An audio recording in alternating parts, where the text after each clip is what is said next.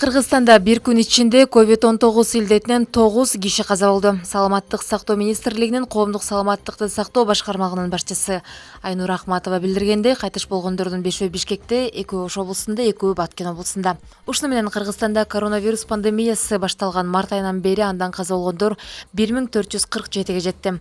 Расмий маалыматка караганда, бир сутка аралыгында лабораториялык жол менен вирус дагы 549 кишиден жаңы аныкталды. Марттан бери вирус расмий аныкталгандар 38.659 түздү. Соңку бир күндө вирус жугузуп алган 589 бейтап ооруканалардан айыгып чыкты. Ал эми пандемияда айыккандардын жалпы саны 30.099 болду. COVID-19 илдетинен жугузуп алган жана андан каза тапкандардын саны боюнча Бишкек шаары дали биринчи орунда. Дарыгерлер кырдаал турукташкандай туюлганы менен айрыкча аймактарда ооругандардын көбү ооруканага кайрылбай үйдө жатканын айтышууда. Кыргыз-тажик мамлекеттик чек арасында 6 августтун таңында курал колдонулган окуя катталды. Бул тууралуу Кыргызстандын Чек кызматы кабарлады. Мекеменин маалыматына караганда, Баткен облусунун Баткен районуна караштуу Эки-Таш деген жерде тажик тараптан белгисиз бирөөлөр Кыргызстандык чек арачыны көздөй болжол менен мергенчилик мылтыктан ок чыгарган. Натыйжада чек отрядынын кызматкери колунан жараталды. Ага медициналык жардам көрсөтүлдү.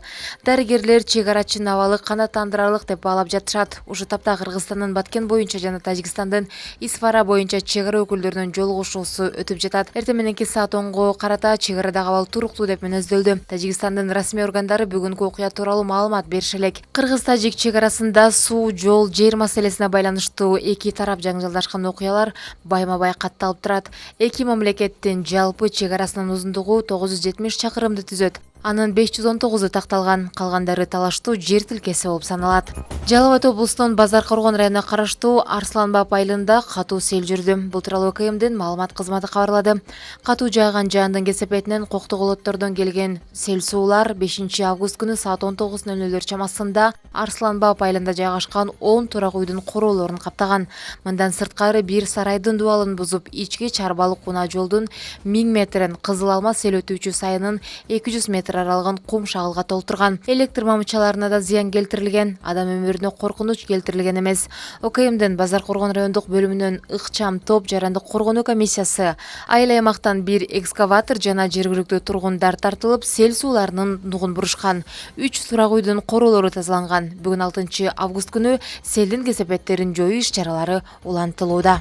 Кыргыз Республикасынын сейсмология институтунун маалыматына ылайык 5 август күнү саат 14:18 Кыргызстан аймагында учогунда күчү 5 балга жеткен жер титрөө катталган. Жер титрөө Баткен облусунун Баткен районунун Карабак, Чоңтал айылдарында 5 бал, Баткен шаарында жана Бужум, Бозадыр айылдарында 4,5 бал жана Айдаркен шаарында 3 балга чейин сезилген. Жер титрөөдөн жабыркагандар жана кыйроолор катталган жок.